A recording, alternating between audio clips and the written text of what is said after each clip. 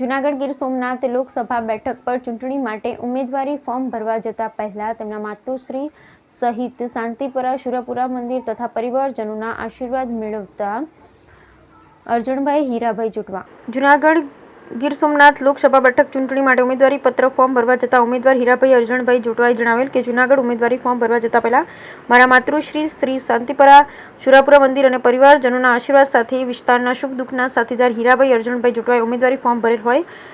વધુમાં ઉમેદવાર હીરાભાઈ જોટવા દરેક નાગરિક તેમજ અન્ય નાનામાં નાની વ્યક્તિઓને મદદરૂપ થઈ રહેલ હોવાની વિગત પત્રકાર યોગેશ સતીકુંવર દ્વારા જણાવેલ. બ્યુરો રિપોર્ટ સોની યોગેશ સતીકુંવર વેરાવળ.